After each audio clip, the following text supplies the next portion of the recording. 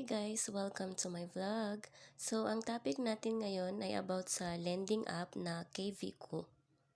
So, pasensya na guys, medyo malat po yung boses ko ngayon. So, ano nga ba yung KVQ? Legit ba siya or scam?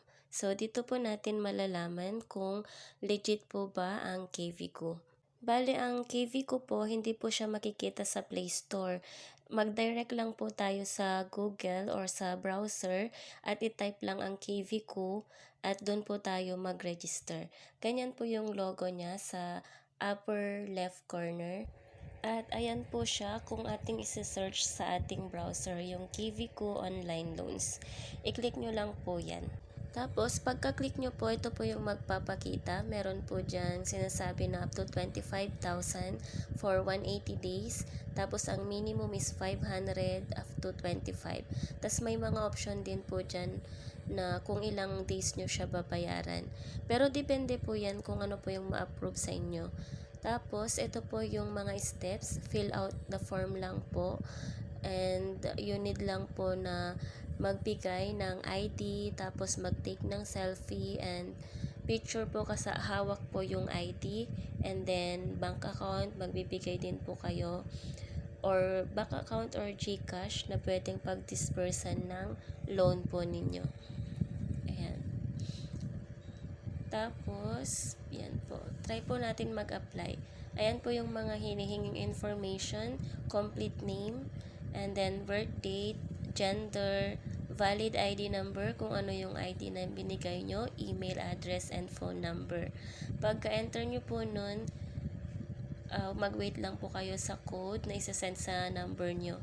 At saka, bigay lang po natin yung mga information na hinihingi pa niya. And then, after nun, mag-wait lang po tayo for approval. Then, once na ma-approve, i-disburse po yung pera sa bank account kung ano po yung bank account na inilagay po natin kung saan nila i-disburse yung pera. Bale, ito po yung sample ng contract na na-approve po sa akin. So, kung titignan nyo, 500 lamang po yung na-approve.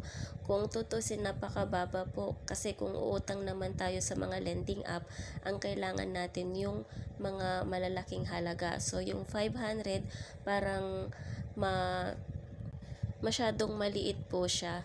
Pero kung titignan nyo po, ang nakalagay dyan is 500 yung dinisburse sa account ko.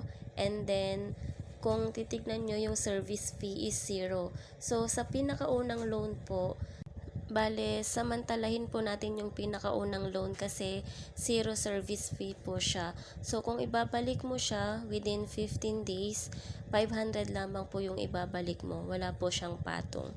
So, masasabi ko legit po itong KVQ, pero mag-ingat po tayo sa KVQ kasi kahit pa legit siya sa una lang po yan legit. Legit naman talaga siya, pero sobra po sila kung magpatubo. Sa pinakaunang loan mo na 500, wala siyang tubo, pero parang panghikayat lang nila yon para magre-loan ka. Kasi yung isa kong kaibigan, nakapag-repeat loan po siya. Bale, ito po yung mga sample ng repeat loan. So, yung loan amount po dyan is 10,000. Yan yung principal. Bale, meron siyang service fee na 500. Kaya na-minus yun sa na-receive niya. Bale, 9,500 lang. Tapos, ang long term niya is 135 days, which is 2% per day ang interest. So, nababago po yan depende sa long term. So, kung ito yung titignan nyo, 9 payments for 135 days. Ang computation niya, kung ma-pay mo lahat yung 9 payments na yan, is magiging 30,000 siya. So, napakalaki po. Yung 10,000 na hiniram mo, ang balik is magiging 30,000 na siya. Bale, sila na rin po yung nagde-decide kung ilang term or ilang days mo siya babayaran. So, kung mas maliit po yung long term niya, mas malaki po yung service fee. Tapos, kung mas matagal yung long term niya, mas maliit lang yung service fee. Pero, yung amount naman niya, kung ito total mo, pag nabayaran mo na lahat, sobrang laki. Parang yung 3,000 po na inutang niya noon, naging parang 9,000 po siya lahat. So, sobrang laki po. Kung sobrang nangangailangan ka talaga, mapapahiram ka siguro. Pero pag nahiram mo na, manlulumo ka talaga pag naiisip mo kung magkano lahat yung total na babayaran mo. So, sobrang laki po. Hindi po siya good na paglunan. Kung sobrang gipit ka na talaga, nasa sa iyo na yun kung papatulan mo. Pero ang masasabi ko lang, pwede mong samantalahin yung first loan kasi wala siyang interest at service fee sa first loan po na 500. Pero maliit lang po talaga siya.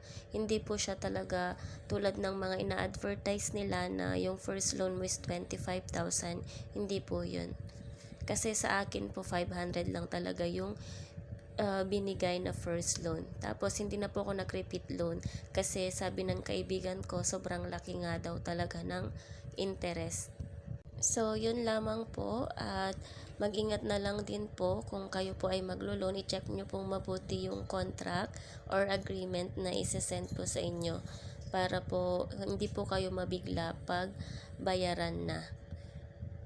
Thank you for watching and see you on my next videos. Thank you.